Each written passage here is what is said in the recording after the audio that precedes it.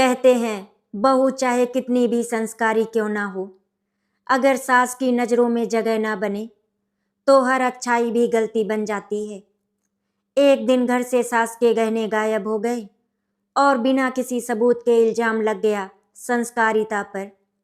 सबके सामने उसने कहा, अगर मुझ पर शक है तो मेरा कमरा देख लीजिए। कमरे की तलाशी हुई पर कुछ नहीं मिला और अगली सुबह वही गहने मंदिर के पास पड़े मिले। संस्कारिता कुछ नहीं बोली, बस इतना कहा, अब तो मन शांत है ना मम्मी जी। ये कहानी है संस्कारिता की, जिसने अपने संस्कारों से ना सिर्फ एक घर बल्कि पूरे समाज की सोच बदल दी। शहर के बीचों बीच खड़ा मित्तल निवास आज रोशनी से जगमगा रहा था, क्योंकि आज घर की बहू संस्कारिता की विदाई थी। संस्कारिता नाम की तरह ही स्वभाव से शांत, सधी हुई और संस्कारी लड़की थी। अपने माता पिता की इकलौती बेटी, जो हमेशा परिवार की इज्जत और परंपराओं को सर्वोपरि मानती थी। उसने कभी किसी से ऊंची आवाज में बात नहीं की थी और हमेशा सबकी खुशी को अपनी प्राथमिकता बनाया था। आज जब वो अपने पति रोहन के साथ ससुराल के लिए निकल रही थी तो उसकी माँ की आंखों से आंसू थम नहीं रहे थे। बेटा, अपने संस्कारों को कभी मत छोड़ना, माँ ने भर्राई आवाज में कहा। संस्कारिता ने उनकी हथेलियां थाम ली। माँ, आपने जो सिखाया है वो मेरा गहना है। मैं वादा करती हूँ, चाहे जो हो जाए, आपके संस्कारों को कभी धूमिल नहीं होने दूंगी। शादी की गाड़ियों का काफिला धीरे धीरे ससुराल की ओर बढ़ा।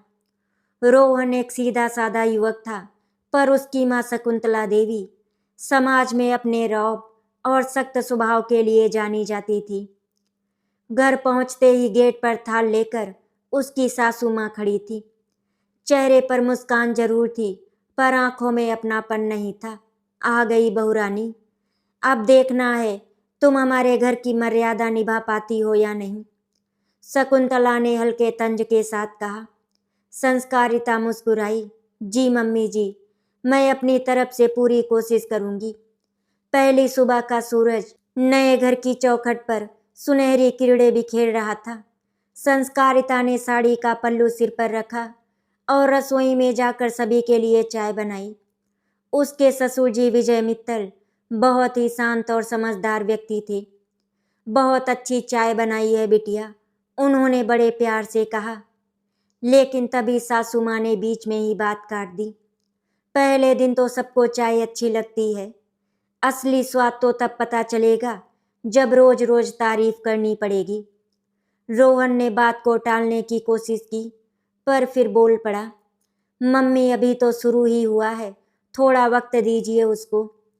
अपने बेटे की बात सुन शकुंतला देवी ने उसको घूर कर देखा। बस यही देखना था, अभी से तू अपनी बीबी की तरफदारी करने लगा। शादी के बाद बेटा किसी का नहीं रहता, ये मैंने सुना था, लेकिन आज देख भी लिया। संस्कारिता चुप खड़ी रही। मुस्कान उसके होठों पर थी, पर आंखों में हल्की नमी तैर गई। संस्कारिता पूरे मन से घर के काम करती, सवेरे से लेकर रात तक किसी को शिकायत का मौका नहीं देती थी। फिर भी उसकी सासू माँ को उसमें कोई न कोई कमी नजर आ ही जाती। तुम्हें रोटी गोल बनानी नहीं आती, इतना धीमे काम करती हो, घर कैसे चलेगा? तुम्हारी माँ ने तुमको कुछ सिखाया ही नहीं क्या? हर शब्द जैसे तीर की तरह दिल को चीर देता। लेकिन संस्कारिता हर बार सिर झुकाकर बस इतना कहती, अगली बार ध्यान रखूंगी मम्मी जी, धीरे धीरे करके सब सीख जाऊंगी। अगले दिन घर में पूजा रखी गई थी, बहुत से मेहमान आने वाले थे। संस्कारिता ने पूरा घर बहुत अच्छे से सजाया था, फूलों से मंडप तैयार किया, प्रसाद बनाया, पर पूजा के वक्त सासू माँ ने उसको सबके सामने डांट दिया। अरे ये क्या किया तुमने? तुलसी के पास दिया जलाना भूल गई? तुम्हारा ध्यान काम में नहीं लगता क्या? हमारे घर में ये अशुभ माना जाता है। अरे इससे तो अच्छा था कि मैं खुद ही कर लेती। सभी रिश्तेदारों के सामने संस्कारिता शर्म से लाल हो गई। उसकी आंखों में नमी आ गई थी। वो बस इतना ही बोली, माफ़ कीजिए मम्मी, मेरी गलती थी। कोशिश करूँगी दोबारा ऐसी गलती कभी ना हो। ससुर जी कुछ कहने ही वाले थे कि सासू माँ ने उनको रोक दिया। आपको बीच में बोलने की ज़रूरत नहीं है, ये औरतों का मामला है, हमें ही संभालने दीजिए। वो दिन संस्कारिता के लिए बहुत भारी था। रात को जब वो अपने कमरे में गई तो रोहन ने उसे चुपचाप बैठा देखा। संस्कारिता, परेशान मत हो, माँ को समय लगेगा तुम्हें अपनाने में। संस्कारिता मुस्कुराई। मैं बस इतना चाहती हूँ कि माँ मुझसे थोड़ा प्यार से बात करे। मैं तो उनका ही हिस्सा बनना चाहती हूँ। हर छोटी बड़ी बात पर ताना, हर गलती पर डांट, हर प्रयास पर शक, अब यही सब उसकी जिंदगी में बचा था। और इन सब के बीच संस्कारिता की मुस्कान जैसे धीमी धीमी बुझने लगी। वो मंदिर में जाकर रोज भगवान से एक ही प्रार्थना करती, हे भगवान, मुझे बस इतना धैर्य दो कि मैं किसी का दिल ना दुखाऊं, मेरी वजह से किसी की आंखों में आंसू ना आए। संस्कारिता के दिल में अब भी उम्मीद की एक हल्की लौ जिंदा थी और ये भरोसा कि समय के साथ सब ठीक हो जाएगा। पर घर का माहौल उसके लिए दिन ब दिन बोझिल होता जा रहा था। शकुंतला देवी की निगाहें अब भी कठोर थी और उनकी हर तारीफ में कहीं न कहीं एक तिरस्कार छुपा हुआ रहता था। एक सप्ताह के बाद घर में छोटे बड़े कई काम एक साथ आ गए। पड़ोस के एक रिश्तेदार का जन्मदिन और साथ ही पंडित जी के बुलावे पर एक छोटी सी जयंती भी रखनी थी। रोहन ने अपनी बीवी से कहा, संस्कारिता, तुम पूजा की जिम्मेदारी संभालो। तुम्हें लगता है तुम कर लोगी तो तुम ही करो। संस्कारिता ने पूरी निश्चयता के साथ कहा, ठीक है रोहन, मैं सब ठीक कर दूंगी। उसने देर रात तक तैयारी की, मिठाई बनी, मंडप सजा और सबके आने का इंतजाम। उसके चेहरे पर थकान थी पर संतोष भी था। अगर घर में सबको सुख मिलेगा तो मेरी थकान भी मिट जाएगी, वो खुद से कहती रही। पर शकुंतला देवी ने फिर से मौका ढूंढ लिया। तुमने मिठाई में इलायची बहुत ज़्यादा डाल दी है, ये हमारे यहाँ की रेसिपी के अनुरूप नहीं है और फूलों का प्रयोग भी अयोग्य है। इससे घर में अराजकता दिखती है। सब रिश्तेदारों की नज़रें संस्कारिता पर टिक गईं। वो गुलाबी हो उठी पर फिर से अपने धैर्य को संभाले बैठी रही। माँ, अगली बार मैं ध्यान रखूंगी। लेकिन उस दिन की पीड़ा किसी और तरह की थी। शाम को जब राशन बांटने का वक्त आया, शकुंतला देवी ने सरकते हुए कहा, तुम्हारे कपड़े ठीक से इस्त्री नहीं हुए हैं, दिखाई देता है कि तुम्हारा काम में मन नहीं लगता।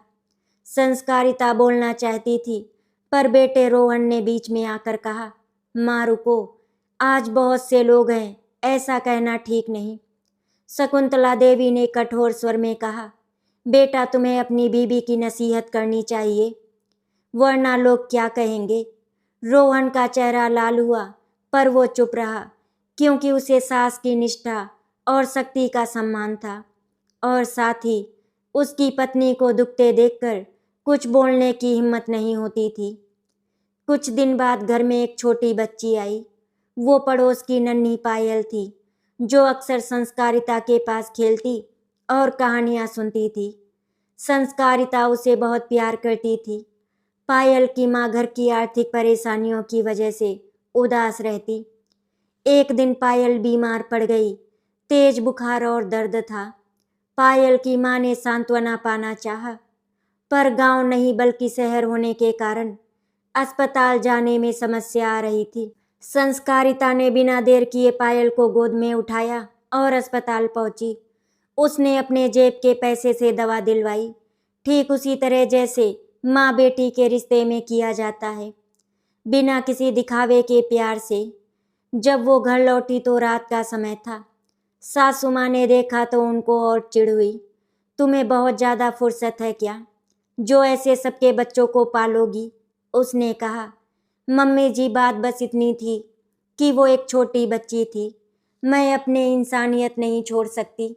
उसी रात जब पायल की हालत सुधरी और उसकी माँ ने अस्पताल से लौटकर मिन्नतों से कहा, यदि आज संस्कारिता नहीं होती तो मेरी बेटी का क्या होता। तब घर में कुछ ऐसा घटा जो सबको सोचने पर मजबूर कर देगा। उस शाम राजस्व के एक बड़े व्यक्ति श्री कल्याण भट्ट हमारे घर पर आए थे। वे रिश्तेदार के द्वारा आए हुए थे और थोड़ी चर्चा के बाद उन्होंने बताया कि अगले हफ्ते उनकी कंपनी में एक बड़ी नियुक्ति के लिए एक महिला सहकर्मी की आवश्यकता है, पर वे चाहते थे कि वो सहकर्मी संवेदनशील और पारंपरिक मूल्यों को समझती हो। शकुंतला देवी ने तुरंत कहा, यदि आप चाहो तो हमारी बहू, वैसे भी लोग कहते हैं कि हमारी बहू सभ्य और संस्कारी है। ये शब्द सुनकर संस्कारिता का दिल डर भी गया और खुशी से भर भी गया, पर उससे पहले ही शकुंतला देवी ने जैसे मुस्कान के साथ छुरा घोंपा, पर पहले देखना होगा कि वो हमारी मर्यादा और नियमों का पालन करती है या नहीं। हमारे घर की बहू जब तक हमारे मानदंडों पर खरी उतरेगी, तभी बाहर भी सम्मान पाएगी। ये सुनकर संस्कारिता की रूह में एक नई चिंता उभरी। नौकरी का प्रस्ताव और परिवार की शर्तें, दोनों के बीच एक मसला खड़ा हो गया था। वो चाहती थी कि काम करके परिवार की मदद करे, पर उसकी सास की शर्तें उसे रोक रही थी। रोज रोज की ताना टिप्पणी और नज़रअंदाजी के बीच रोहन भी अंदर ही अंदर फंसा हुआ था। उसे अपनी माँ का सम्मान करना था और अपनी पत्नी का हक भी देना था। एक रात उसने संस्कारिता के पास जाकर कहा, संस्कारिता, मैं तुम्हारे साथ हूँ, पर कभी कभी मुझे समझ नहीं आता मैं क्या करूँ। माँ का रवैया कुछ ज़्यादा ही कठोर है। संस्कारिता ने आंखों में आंसू छुपाते हुए कहा, मुझे बस तुम्हारे साथ की ज़रूरत है रोहन। बोल दो कि तुम मेरे साथ हो, बस इतना ही काफ़ी होगा। रोहन ने हाथ थामा और धीरे से कहा, मैं तुम्हारे साथ हूँ हमेशा। उन दोनों के बीच ये वादा उस समय की सबसे बड़ी राहत बन गया, पर बाहर की दुनिया और घर की परंपराएं उनके वादे की परीक्षा लेने को तैयार थी। कुछ ही दिनों बाद एक ऐसा दिन आया जब शकुंतला देवी के घर के सभी सदस्यों के सामने संस्कारिता को एक बड़ा सामना करना पड़ा। और ये सामना अब केवल उनकी शक्ति का नहीं था, बल्कि घर के छुपे हुए कुछ सच और रिश्तों की असली कसौटी बनने वाला था। सुबह का समय था। सूरज की किरणें खिड़की से छनकर कमरे में गिर रही थी, पर संस्कारिता का मन किसी अंधेरे से भरा हुआ था। पिछली रात की सासू माँ की बातें अब भी कानों में गूंज रही थी। जब बहू नौकरी करने लगे तो घर की इज्जत खतरे में पड़ जाती है। संस्कारिता ने तय किया था कि वो खुद को साबित करेगी। वो दिखाएगी कि एक औरत घर को संभाल सकती है और इज्जत भी बनाए रख सकती है। उस दिन ससुर जी विजय मित्तल अखबार पढ़ रहे थे जब उन्होंने संस्कारिता से कहा, बिटिया, सुना है तुम्हारे कॉलेज में समाज सेवा का कार्यक्रम था, तुम वहाँ हिस्सा लेती थी। संस्कारिता मुस्कुराई, जी पिताजी, मुझे दूसरों की मदद करना अच्छा लगता है। ससुर जी ने धीरे से सिर हिलाया, यही तो असली संस्कार है, दूसरों के लिए जीना। तुम वही हो जो हमारे घर की गरिमा बनोगी। उनकी ये बातें शकुंतला देवी ने सुन ली। उन्हें ये बिल्कुल भी अच्छा नहीं लगा। आप हमेशा बहू की तारीफ करते हैं, उन्होंने गुस्से से कहा।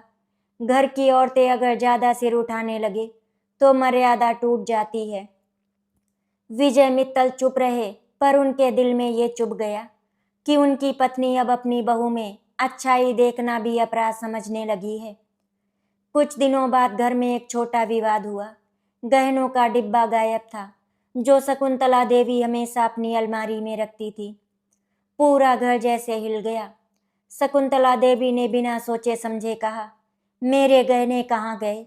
कल तक तो यहीं थे, और सुबह सबसे पहले रसोई में कौन गया था? सभी की नजरें संस्कारिता पर टिक गईं। वो हक्का बक्का रह गई। मम्मी जी, आप क्या कह रही हैं? मैं तो बस नाश्ता बनाने गई थी। पर शकुंतला देवी ने गुस्से में उबलते हुए कहा, तुम्हारी सूरत से ही साफ पता चलता है कि कुछ छुपा रही हो। जिसे दूसरों पर दया आती है, वही अपने फायदे के लिए छल भी कर सकता है। रोहन अंदर से आ गया। मम्मी, अब आप हद से ज़्यादा बोल रही हैं। संस्कारिता कभी ऐसा कर ही नहीं सकती। शकुंतला देवी ने झिड़कते हुए कहा, तुम्हें तो बस अपनी बीबी ही दिखती है। विजय मित्तल ने स्थिति संभालने की कोशिश की। भाई पहले ढूंढ तो लो, ऐसे बहू पर इल्जाम लगाना ठीक नहीं। पर शकुंतला देवी का गुस्सा चरम पर था। उन्होंने सबके सामने संस्कारिता को ताना मारा। अगर तुम निर्दोष हो तो अपने कमरे की तलाशी देने में क्या दिक्कत है? रोहन ने कहा। मम्मी ये बेइज्जती है, संस्कारिता ने रोहन को रोकते हुए कहा। नहीं रोहन, अगर इससे मम्मी जी का मन शांत होता है तो कमरा देख लेने दीजिए। वो भीतर तक कांप रही थी, लेकिन उसकी आंखों में एक सच्चाई की चमक थी।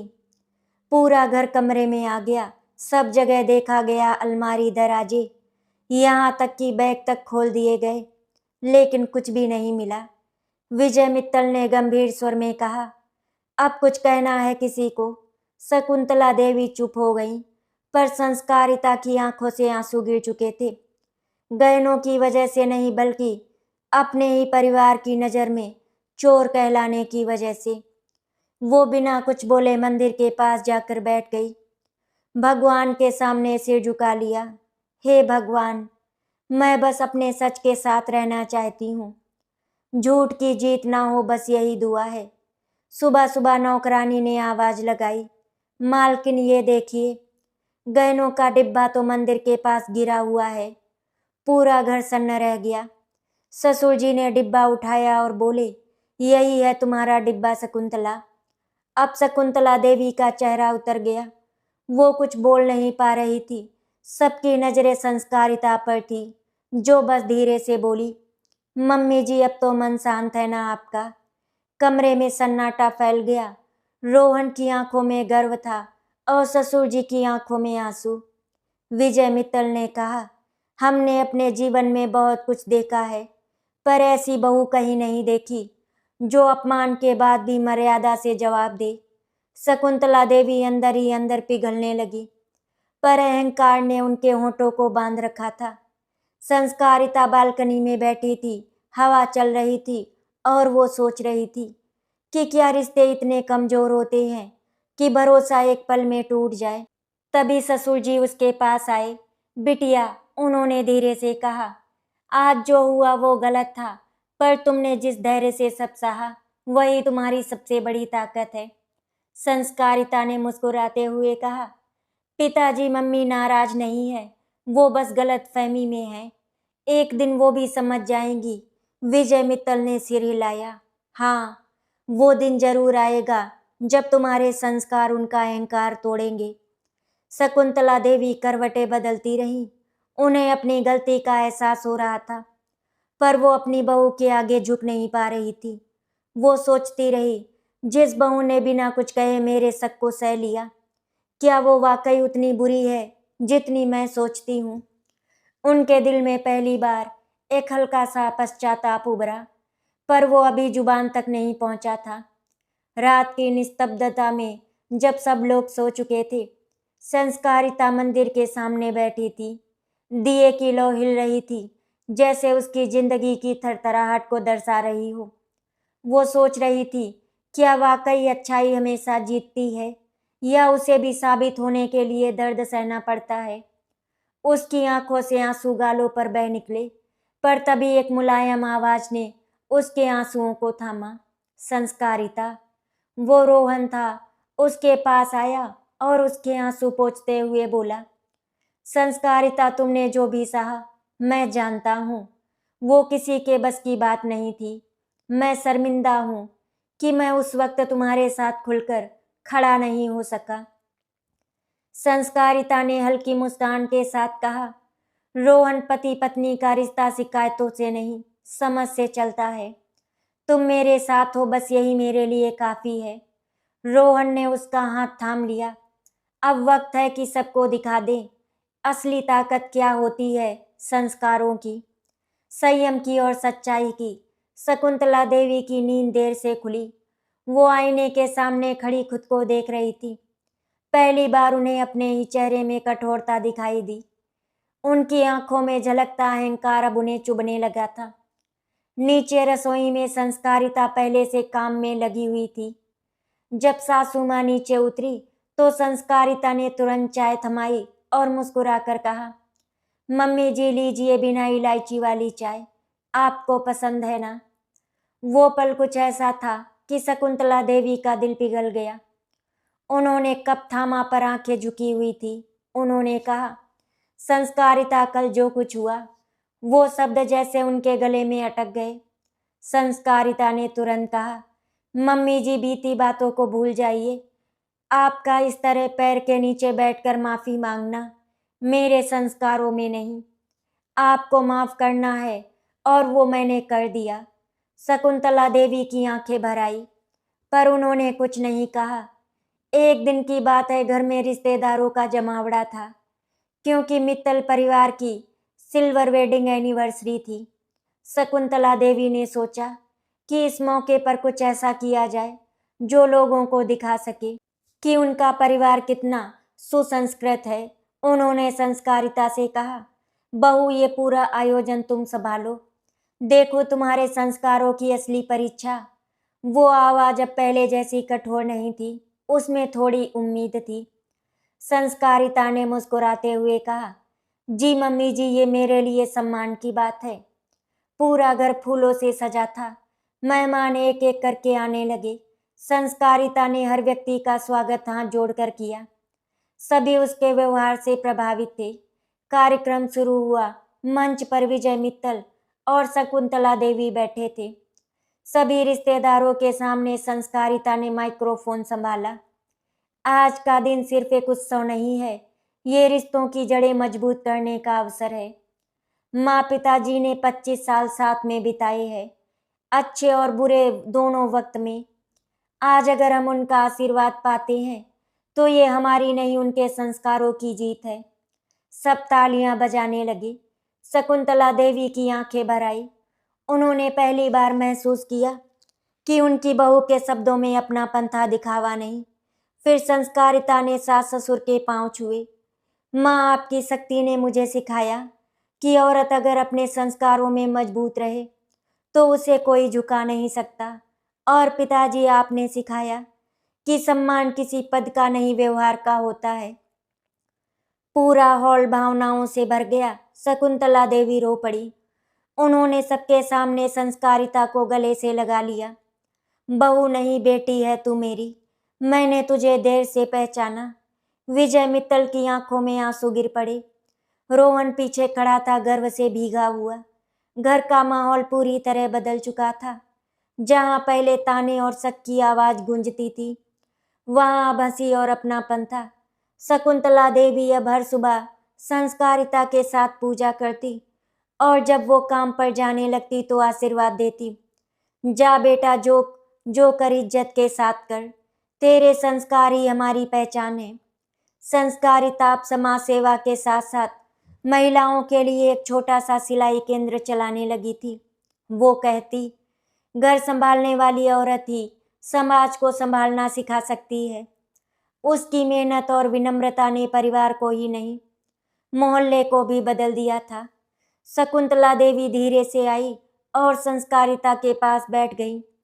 बहू नहीं बेटा, आज मुझे लगता है कि तेरे संस्कार मेरी सबसे बड़ी दौलत है। मैंने जो सालों से नहीं समझा, तूने चुप रहकर समझा दिया। संस्कारिता ने उनके हाथ थाम लिए और कहा, माँ, संस्कार वही हैं जो हमें दूसरों के दर्द का एहसास कराते हैं। अगर मैं आपकी जगह होती तो शायद मैं भी वैसी ही होती। दोनों की आंखों से आंसू बहे, लेकिन इस बार ये आंसू दर्द के नहीं, अपनेपन के थे। कुछ महीने बीत चुके थे। अब मित्तल निवास में पहले जैसी ठंडक नहीं थी। वहां गर्मजोशी थी, अपनापन था और सबसे बढ़कर एक नई सोच थी।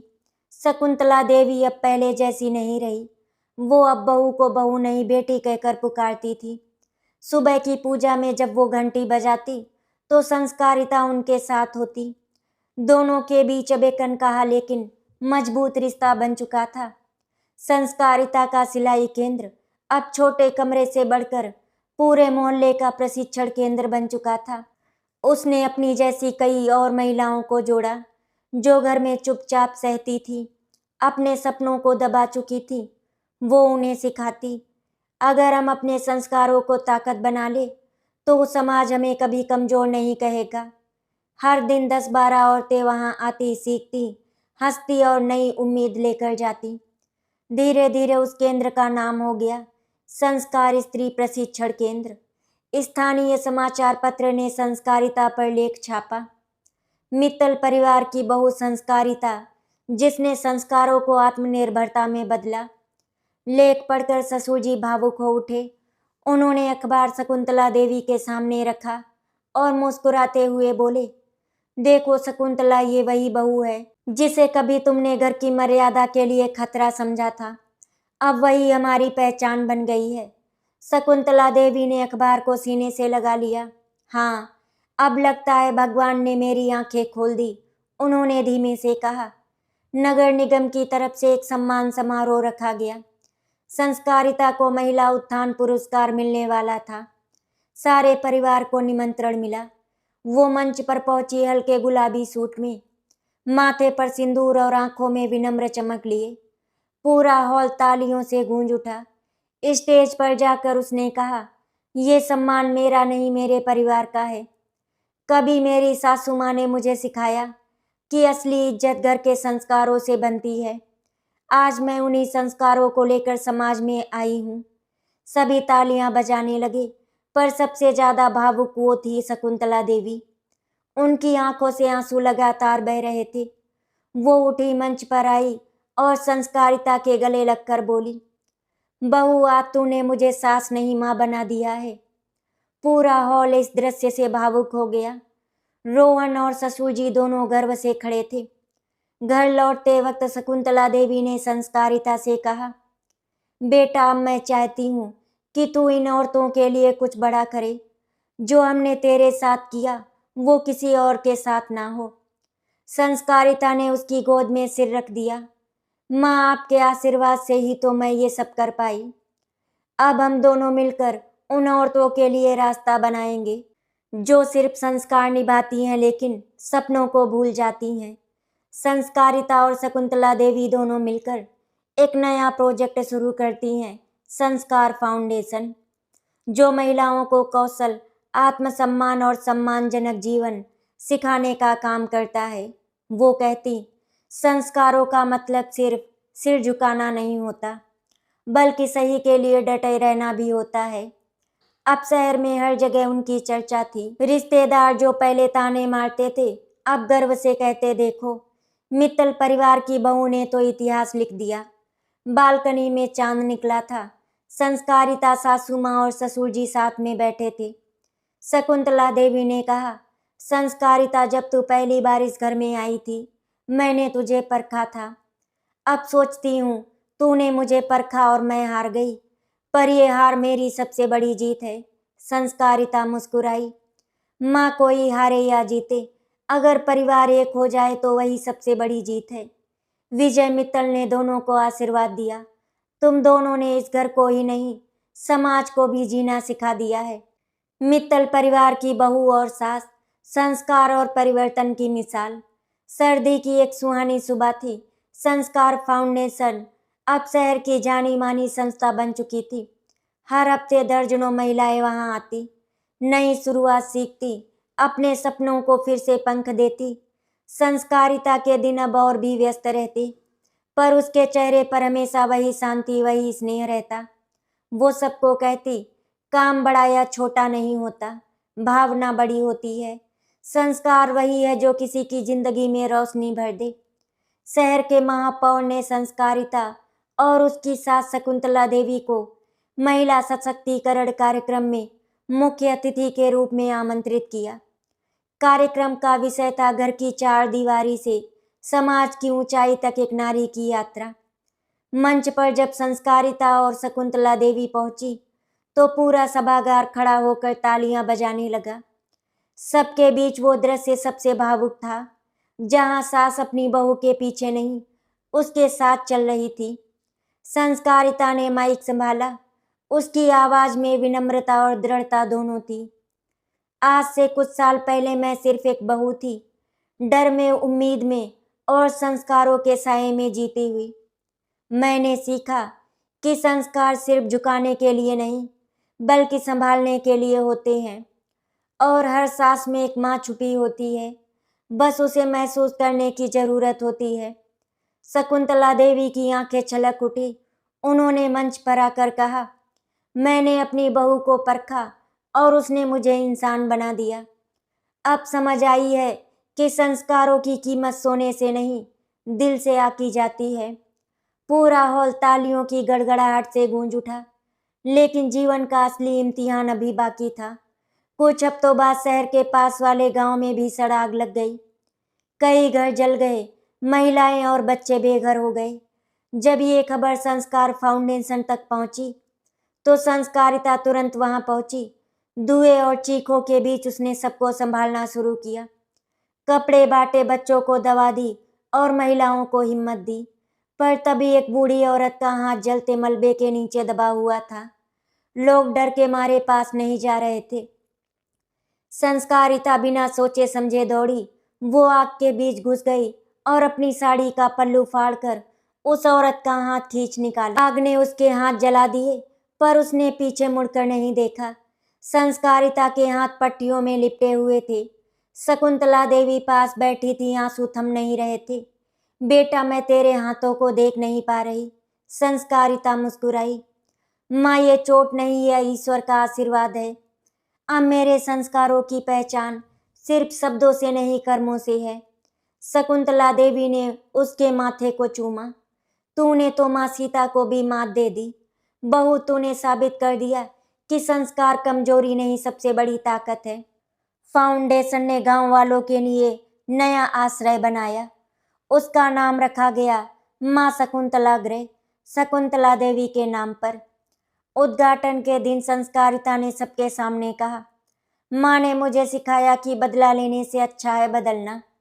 अगर हम अपने बड़ों की सोच बदल दें तो समाज अपने आप सुधर जाता है। शकुंतला देवी रो पड़ी। उन्होंने कहा, संस्कारों की कीमत अब मैं जान चुकी हूँ, और अगर हर घर में ऐसी एक बहू हो तो हर सास को खुद पर गर्व होगा। रात को घर की छत पर मंद हवा चल रही थी। संस्कारिता और रोहन तारों को देख रहे थे। रोहन बोला, संस्कारिता, तुम जानती हो, अब जब लोग मुझे मित्तल परिवार का बेटा कहते हैं तो मैं कहता हूँ मैं उस संस्कारी स्त्री का पति हूँ जिसने मुझे जीना सिखाया। संस्कारिता मुस्कुराई, और मैं उस परिवार की बहू हूँ जिसने संस्कारों की असली कीमत समझी। आसमान में एक टूटता तारा चमका, जैसे खुद भगवान ने आशीर्वाद भेजा हो। संस्कारों की असली परिभाषा झुकना नहीं, जोड़ना है। जो औरत संस्कारों में मजबूत होती है वो हर टूटे रिश्ते को जोड़ देती है और हर घर को मंदिर बना देती है। आशा करती हूँ आपको हमारी कहानी अच्छी लगी होगी। अगर आपको हमारी कहानी अच्छी लगी तो वीडियो को लाइक एंड शेयर करें, चैनल को सब्सक्राइब करें। वीडियो देखने के लिए आपका धन्यवाद।